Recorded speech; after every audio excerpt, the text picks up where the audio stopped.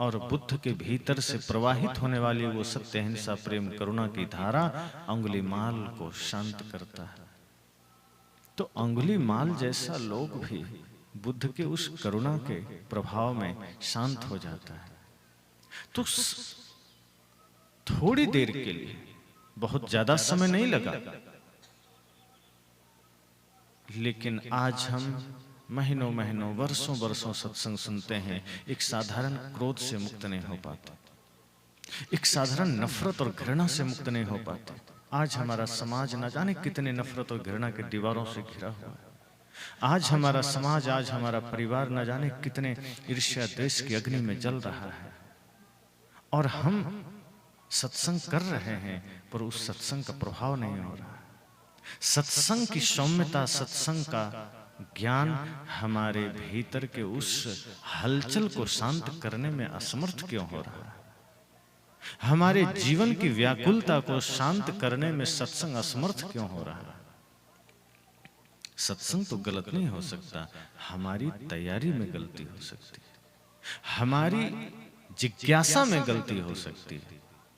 अगर हमें प्यास वाकई में लगी है तो हम पानी की खोज जरूर करेंगे, और यदि हम प्यास को जानते ही नहीं हैं, प्यास लगी हो और प्यास का ज्ञान नहीं हो, तो हम कभी पानी की खोज नहीं करेंगे।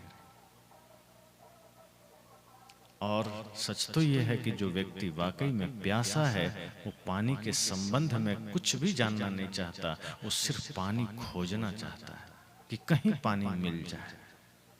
आज हम बाकी सब कुछ करना चाहते हैं, बस सत्संग को जीना नहीं चाहते। सत्संग के बारे में जानना तो चाहते हैं, शास्त्रों के बारे में जानना तो चाहते हैं, ध्यान के बारे में जानना तो चाहते हैं, पर ध्यान को जीना नहीं चाहते, सत्संग को जीना नहीं चाहते। अब सत्संग को जानने से जीने में कोई अर्थ थोड़े छिपा है कि जान लिया और जिया ही नहीं तो क्या मतलब है। सत्संग के लिए प्यास जरूरी है, सत्संग के लिए जिज्ञासा जरूरी है, मुमुक्षा जरूरी है। सिर्फ इंफॉर्मेशन के लिए अगर हम सत्संग सुन रहे हैं, सिर्फ इंफॉर्मेशन के लिए शास्त्र पढ़ रहे हैं कि थोड़ा सा ज्ञान मस्तिष्क में हो जाए ताकि चौक चौराहे पर हमें भी कुछ कहने में सुविधा हो, फिर वो ज्ञान किसी काम का नहीं। यदि वाकई प्यासे हैं तो हम जानकारी के पीछे नहीं भागेंगे। हम फिर, सदगुरु कबीर ने कहा है ना कि शास्त्रों के पीछे भागने वाला व्यक्ति सत्य से दूर होता है।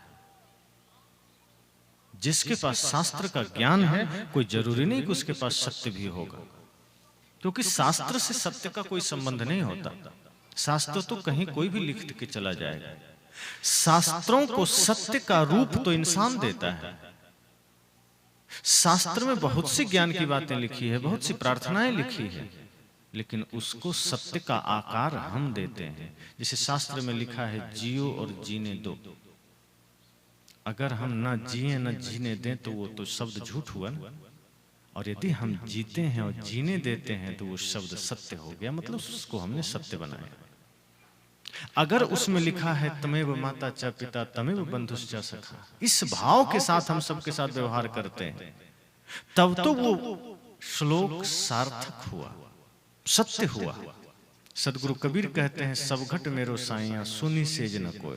अगर ये भाव हमारा वाकई में जागृत हुआ कि हम सबके भीतर परमात्मा को देख पाए, तब तो ये दोहा, ये शब्द सत्य हुआ, इसे सत्य का रूप हमने दिया। और अगर हमने सबके भीतर परमात्मा न देखा तो ये शब्द मात्र शब्द है और वो झूठ है। तो सत्संग, ध्यान, प्रार्थना और पूजा जब भी इनकी बातें होगी तो इसको जीना महत्वपूर्ण होता है। हम इसको जीते नहीं हैं। हम महापुरुषों को भी जानना चाहते हैं, पढ़ना चाहते हैं, पर उनके आदर्शों को जीना नहीं चाहते। सत्संग को हम अपने कर्म में उतारना नहीं चाहते। सत्संग को हम अपने घर के अंदर ले जाना नहीं चाहते। सत्संग को हम सत्संग पंडाल के बाहर होते ही छोड़ देते हैं। ध्यान जो कि जीवन के लिए सबसे बड़ा संबल है, जो हमारे भीतर के समस्त सोई हुई शक्ति को जागृत करता है, उस ध्यान को भी हम क्रिया बनाकर करते हैं। संत कहते हैं जब भी आप क्रिया रूप में कुछ भी करेंगे वो बाहरी रूप हो जाएगा। और हमने जिसे स्थिति बनाना था उसे हमने क्रिया बनाया। झाड़ू लगाना, सफाई करना, भोजन करना, किसी को भोजन कराना, नहाना धोना, कपड़े साफ करना, बाहर की जितनी क्रियाएं हैं वो सब बाहरी है, वो सब क्रिया है। लेकिन सत्संग, ध्यान, पूजा, प्रार्थना, तप, त्याग, ये सब स्थिति है और ये भीतर से होना चाहिए। इसको हम बाहर से करने लगे कि 1 घंटा कर लिया, 2 घंटा कर लिया, 3 घंटा कर लिया, पर उस 2 घंटे के सत्संग से बदलाव क्या आया? यदि 2 घंटा सत्संग हम कर रहे हैं, वो 2 घंटा अगर आपके 22 घंटे को सुंदर ना बना सका तो वो 2 घंटा व्यर्थ ही तो हुआ। 2 घंटे का सत्संग यदि हमारे 22 घंटे के जीवन में खुशियां ना भर सका, वो 2 घंटे का सत्संग हमारे परिवार के समस्याओं को मिटा ना सका, हमारे भाइयों के बीच की दीवार को ढाह ना सका, वो 2 घंटे का सत्संग हमारे व्याकुल मन को शांत ना कर सका, तो वो 2 घंटे का सत्संग फिर किस काम का? 1 घंटा ध्यान करें और उस 1 घंटे के ध्यान के परिणाम में अगर हृदय में प्रेम जागृत ना हुआ, करुणा ना जगी, सत्य जागृत ना हुआ, बल्कि ध्यान क्रोध को जागृत कर रहा है, अहंकार को जागृत कर रहा है, तो ऐसे ध्यान से क्या फायदा? जो ध्यान हमारे अहंकार का कारण बने, जो दान हमारे अहंकार का कारण बने, जो सेवा, जो पूजा, जो प्रार्थना हमारे अहंकार का कारण बने, इसका मतलब है हमने उसके स्वरूप को नहीं जाना, हमने सिर्फ क्रिया रूप में किया है। जब हम ध्यान, सत्संग, पूजा को स्थिति बना लेते हैं, अर्थात जहां जहां डोलो सो परिक्रमा, जो कुछ करो सो पूजा। रैदास जी ने कहा ना, मन चंगा तो कठोते में गंगा, यही दशा है। वो जूता सिल रहे थे, कुछ लोग पुजारी लोग चले जा रहे हैं।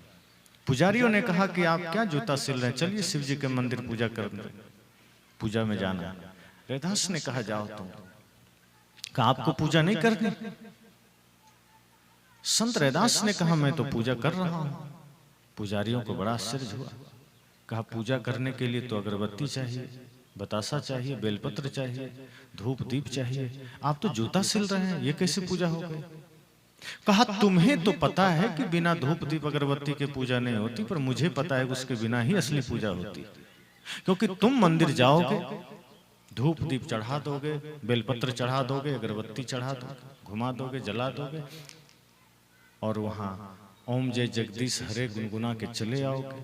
लेकिन जब बाहर आओगे तो लोगों से तुम कटुता से बात करोगे, घर आओगे अपने ही भाई से विरोध करोगे, घर आओगे अपने ही पड़ोसी से झगड़ा करोगे, अपने ही बच्चों से कटुता से बात करोगे। इसका मतलब है कि तुमने मंदिर में से ढोंग किया था, बाहर उसका कोई भी ढंग तुम्हारे साथ नहीं।